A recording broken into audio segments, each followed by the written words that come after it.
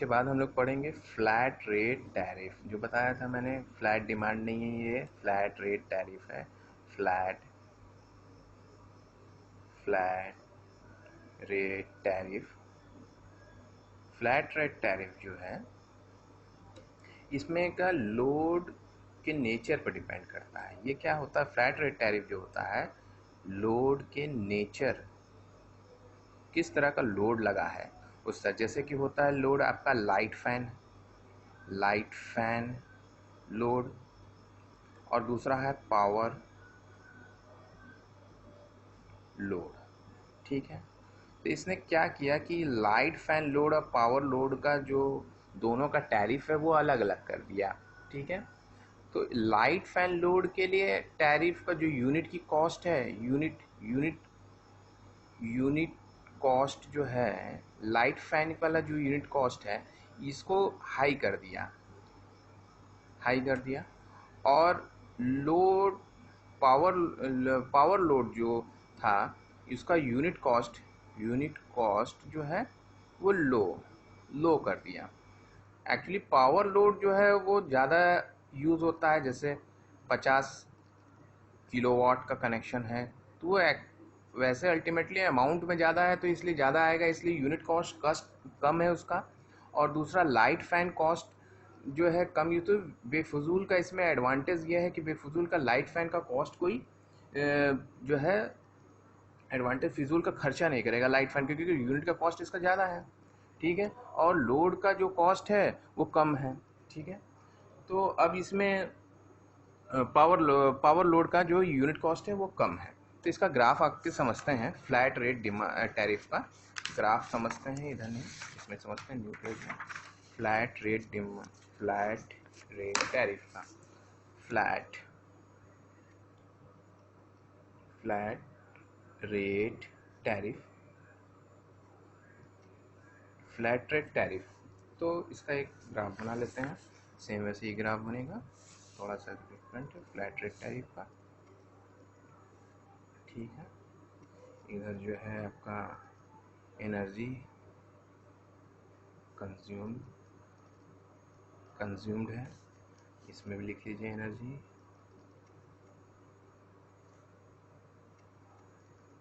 Consumed. ठीक है, total cost है, कॉस्ट पर यूनिट है, कॉस्ट पर यूनिट, इसको आप समझ सकते हैं। तो इसमें ये आपका पावर लोड के लिए है, लोड के लिए चार्जेस हैं, और ये जो है आपका लाइट फैन लोड के लिए,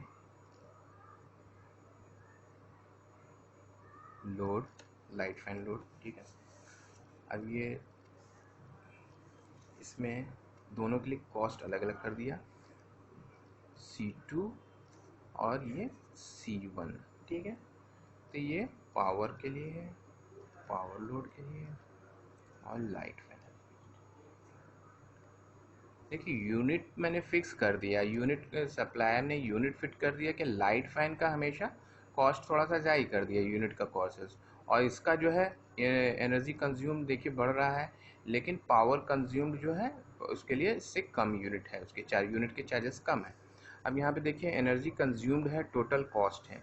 तो ये देखिए एनर्जी जैसे जैसे हम बढ़ रहा है, एनर्जी कंज्यूम जैसे जैसे बढ़ा रहे हैं, कॉस्ट भी अल्टीमेटली बढ़ ही रहा है, टोटल कॉस्ट जो है हमारा बढ़ रहा है। ठीक है, और टोटल कॉस्ट तो बढ़ रहा है, एनर्जी कंज्यूम टोटल कॉस्ट। इसमें क्या है कि देखिए कॉस्ट फिक्स का, यूनिट का कॉस्ट फिक्स है, यहाँ पे यूनिट के हिसाब से हम लोग बात कर रहे हैं, तो यूनिट का कॉस्ट फिक्स है यहाँ पे। देखिए यूनिट का कॉस्ट, लेकिन जो लोड बढ़ते जा रहा है, जैसे जैसे पावर कंजम्पशन बढ़ते जा रहा है हमारा, ये देखिए पावर लोड जो है वो अल्टीमेटली इसका अमाउंट बड़ा होते जा रहा है ना, ये बड़ा होते जाएगा, जैसे एनर्जी कंज्यूम बढ़ती जाएगी वैसे कॉस्ट भी हमारा बढ़ते जाएगा। वैसे ही लाइट फैन का देखिए, लाइट जैसे कंज्यूम कर रहे हैं, थोड़ा ही से कंज्यूम किया, यहाँ से दोनों तरफ से ग्राफ समझिएगा, तो ये देखिए ये पॉइंट ले लिया और ये पॉइंट ले लिया, तो यहाँ पे जो पॉइंट आया यहाँ से एनर्जी कंज्यूम किया, फिर इसके बाद ये पॉइंट ले लिया यहाँ से यहाँ, तो क्या हो रहा है कि कॉस्ट, टोटल कॉस्ट इसमें बहुत तेज राइज कर रहा है। इसका जो स्लोप है या जो ये देखिए इसमें राइज ज़्यादा कर रहा है, इसमें राइज धीरे धीरे कर रहा है। ठीक है, यहाँ पे और यहाँ पे इसका देखेंगे तो राइज जो कर रहा है ये अल्टीमेटली कॉस्ट दोनों में बढ़ रहा है, लेकिन इसका ग्रोथ रेट तेज है, इसका ग्रोथ रेट स्लो है। ठीक है, तो यही कहना चाह रहा था। पावर, क्योंकि पावर लोड जो है ज़्यादा वाटेज का होता है, ज़्यादा लोड लेता है, तो इसलिए अमाउंट में बड़ा होता है ये। ठीक है, अब आगे इसका देखते हैं मेरिट एंड डीमेरिट्स। देखिए इसका जो टैरिफ होता है, मेरिट्स में देखिए इसकी बात करते हैं। मेरिट्स, इसकी मेरिट्स क्या हैं कि ये सिंपल होता है, टैरिफ इसका सिंपल होता है। ठीक है, सुगम आराम से इसको वो कर सकते हैं, देख सकते हैं, टैरिफ इजी है इसका। दूसरा, कम समय में बनाया जा सकता है, कम टाइम टेकन होता है, टाइम टेकन कम होता है, टाइम टेकन लो होता है इसका टैरिफ बनाने में या इसका बिल बनाने में। बिल बनाने में इसका टाइम कम लेता है। दूसरा, इसको सामान्य आदमी समझ सकता है, कोई ऐसा बात नहीं है कि बहुत ज़्यादा कॉम्प्लेक्स बिल है कि जिसको समझ नहीं सकते आप। ठीक है, फिजूल खर्ची कम होती है इसमें। क्या होता है, क्योंकि फिजूल खर्ची, क्योंकि लाइट फैन है, फिजूल की खर्ची कम हो जाएगी हमारी। लोग ज़्यादा लाइट फैन का ज़्यादा यूज़ नहीं करेंगे, फालतू का या बेकार का यूज़ नहीं करेंगे, वेस्ट नहीं करेंगे, उसको बंद कर देंगे। ठीक है, लेकिन इसका डीमेरिट क्या है? डीमेरिट जो है, डीमेरिट्स क्या है इसके? डीमेरिट्स इसका ये है कि तो सेपरेट सेपरेट मीटर लगाया गया लाइट फैन के लिए।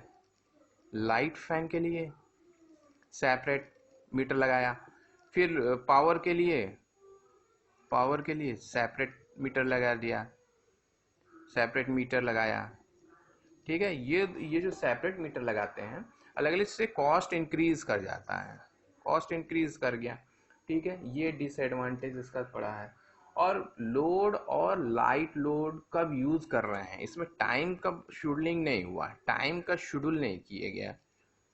तो टाइम शेड्यूल नहीं किया गया ये इसमें कि कब कब आपको लोड, पावर लोड का यूज करना है या कब आपको लाइट फैन का। तो इसमें क्या होता है कि ये भी पॉइंट इसमें अफेक्ट करता है कि लाइट फैन को कब बंद होना है, कब जब लाइट फैन लोड कम हो जाएंगे तब पावर लोड को यूज़ करेंगे। तो ये यूनिटी आएगी एक। नहीं तो पावर फैक्टर लो होने से, ओवर ड्रॉलेज होने से पेनल्टी का कोई स्कीम इसमें स्कीम नहीं था। ठीक है, तो ये सब डीमेरिट्स हैं इसके। तो अनावश्यक जो है ऊर्जा ज़्यादा खपत हो जाती थी, पीक आवर्स में ज़्यादा खर्च एनर्जी कंज्यूम हो जाएगी। हो सकता है कि जब पावर नहीं है तो कोई एनर्जी नहीं, तो जो जनरेटिंग स्टेशन है उसको बैक डाउन करना पड़ता है बहुत ज़्यादा पावर जनरेट होने से। तो इसका इस डीमेरिट्स था ये सब। अब उसका एप्लीकेशन यूज़ का समानता घरेलू तथा लघु उद्योग, स्मॉल इंडस्ट्रीज में, स्मॉल इंडस्ट्रीज में और डोमेस्टिक में यूज़ करते हैं। ठीक है, स्मॉल इंडस्ट्री में और डोमेस्टिक में हम लोग इसको यूज़ करते हैं। ठीक है, ये तो आपका रहा फ्लैट रेट टैरिफ। अब हम लोग आगे चलते हैं। आगे आपका फ्लैट रेट पर स्टेप रेट टैरिफ आएगा। स्टेप रेट टैरिफ हम लोग समझेंगे। तो समझते हैं step rate tariff. Step rate tariff जो है, step rate tariff, step rate tariff क्या है? इसमें स्टेप रेट, एक एक स्लॉट बनाया गया है, एक एक स्टेप में इलेक्ट्रिसिटी यूनिट कॉस्ट फिक्स करेगी कि इस स्लॉट में फर्स्ट 50 स्लॉट में आपको टैरिफ का रेट ये रहेगा, सेकंड 50 से हो सकता है 80 मान लेते हैं सब। फर्स्ट स्लैब बनाया गया, फर्स्ट स्लैब कह लीजिए, फर्स्ट स्लैब में आपका रेट मान लेते हैं यूनिट के हिसाब से 50 यूनिट से लेकर के 0 से 50 यूनिट तक के लिए मान लेते हैं 4 रुपया। आप सपोज एज ए एग्जांपल मैं दे रहा हूँ, एज ए एग्जांपल समझने के लिए। 0 से 50 यूनिट के लिए आपको 4.5 रुपीज़ पे करना पड़ेगा। ठीक है, फिर 51 से लेकर के 80 यूनिट्स तक के लिए आपको इसी के लिए सपोज़ मान लीजिए इसके लिए 4 रुपीज़, ठीक है, पे करना पड़ेगा। उसके बाद 81 से लेकर के 100 मान लीजिए यूनिट्स के लिए, इसको आपको 3 रुपये 50 पैसा यूनिट पे करना पड़ेगा। एक एग्जांपल लिया है मैंने इसको, ये कोई ऐसा डेटा नहीं है, आप रेट अलग अलग होते हैं, एग्जांपल लेकर के समझाने के तौर पे मैंने बताया हूँ। कि फिर फर्स्ट लैब में बना दिया कि मैंने फर्स्ट स्टेप में 0 से 50 यूनिट के लिए आपको 4.5 रुपये यूनिट के हिसाब से लेना पड़ेगा। 51 से लेकर के 80 के लिए 4 यूनिट के हिसाब से, और 80 से 100 के लिए ये। तो कंज्यूमर इसमें क्या करता था कि 0 से 50 यूनिट के लिए उसको अल्टीमेटली 4.5 रुपये के यूनिट्स को पे करना पड़ता है। तो वो 50 यूनिट तक के लिए नहीं कंज्यूम करता था, वो बेसिकली 50 से ऊपर के लिए यूनिट पे सेकंड स्लॉट में लिया जाता है। ये फर्स्ट स्लॉट है, सेकंड स्लॉट है, या थर्ड स्लॉट है। तो फर्स्ट स्लॉट, सेकंड स्लॉट और ये थर्ड स्लॉट बना दिए तीनों स्लॉट में। वो क्या करता था कि इसमें 4.5 रुपये का ये सेकंड स्लॉट में आ जाएगा। थोड़ा सा यूनिट मान लीजिए इसको मंथली यूज़ करना पड़ता, तो 45 यूनिट्स अगर उसके आए तो वो इस यूनिट्स में ना रह करके वो सोचता था कि उसको कुछ वेस्टेज करके हम लोग इस यूनिट स्लैब में आ जाएं, 51 से 80 के स्लैब में आ जाएं, ताकि जो है जो पर यूनिट के हिसाब से जो चार्जेस हो वो 4 रुपये के टोटल पूरा काउंट हो जाएगा। मान लीजिए कि वो 57 यूनिट यूज़ कर लिया है, या यूज़ कर लिया है, समझिए 72 यूनिट्स यूज़ कर लिया है। तो 72 या 57 इंटू सीधे अगर सेकंड स्लॉट में आ गया है तो उसको 4 रुपये रेट के हिसाब से कैलकुलेट हो जाएगा, कर लेगा ये यूनिट जो भी आया यहाँ पे इसका कैलकुलेशन कर लेगा। अब फर्स्ट स्लॉट में रहेगा तो फर्स्ट स्लॉट में क्या है कि 0 से 50 से 4.5 रुपये के हिसाब से, अगर मान लीजिए कि वो 41 यूनिट यूज़ किया, 41 यूनिट यूज़ किया, तो उसके लिए तो 4.5 रुपये के यहाँ से यूनिट चार्जेस देने पड़ जाते थे उसको। तो ये इस स्लॉट से तो बेकार का वेस्टेज यूज़ करता था, वेस्ट करता था एनर्जी को, और वो सेकंड स्लॉट या थर्ड स्लॉट में आने की कोशिश करता था जिससे उसको इकोनॉमी रहे कंज्यूमर को। तो यहाँ बिजली इलेक्ट्रिसिटी की वेस्टेज होती थी। तो इसको थोड़ा सा इस ग्राफ में समझते हैं। तो ग्राफ में जैसे कि ये आपका एक टोटल कॉस्ट, इसमें ऐसे ही बनेगा टोटल कॉस्ट, और ये दूसरा एनर्जी कंज्यूम है, एनर्जी कंज्यूम है, और ये जो है एनर्जी कंज्यूम है, एनर्जी कंज्यूम, और इधर टोटल नहीं सॉरी कॉस्ट पर यूनिट है, कॉस्ट पर यूनिट है, ठीक है। तो इसमें देखिए स्लैब बनाया गया, फर्स्ट स्लैब ये गया, फिर ये सेकंड स्लैब गया,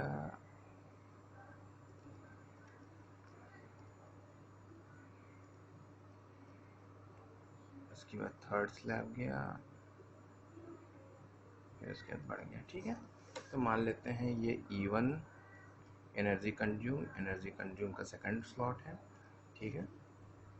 अब ये देखिए 0 से इधर एनर्जी कंज्यूम है, इधर टोटल कॉस्ट इंक्रीज है, इधर पर यूनिट कॉस्ट इंक्रीज है, एनर्जी कंज्यूम है। तो एनर्जी कंज्यूम के लिए जो फर्स्ट स्लॉट के लिए है वो इस रेट स्लैब में है, फिर उसके बाद सेकंड स्लॉट थोड़ा सा कम हो गया उससे, थर्ड का रेट और कम हो गया,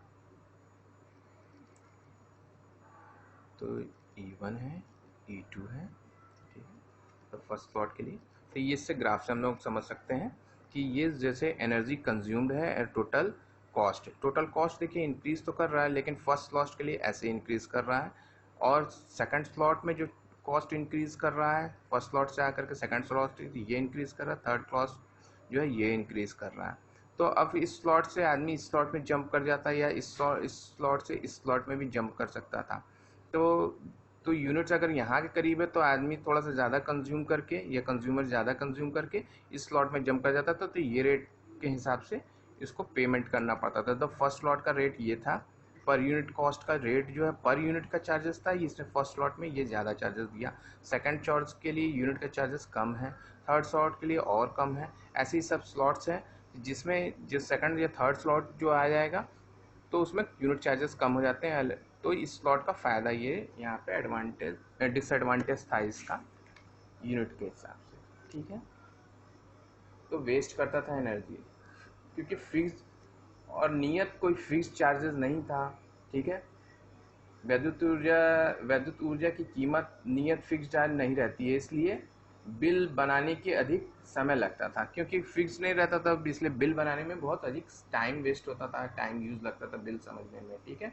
और इसका दुरुपयोग लोग करते थे, वेस्ट करते थे एनर्जी दूसरे स्लॉट में जाने के लिए। यही था स्टेप रेट टैरिफ, ठीक है। अब नेक्स्ट हम लोग समझते हैं block rate tariff. Block rate tariff के बारे में बताएंगे, स्टेप रेट से मिलता ही है, थोड़ा सा इसमें रेट ब्लॉक कर दिया जाता है कि जो फर्स्ट यूनिट्स के लिए है उतने रेट देना ही देना है। सेकंड स्लॉट में जाइएगा तो सेकंड रेट स्लॉट के हिसाब से लगेगा आपका यूनिट चार्जेस, ठीक है।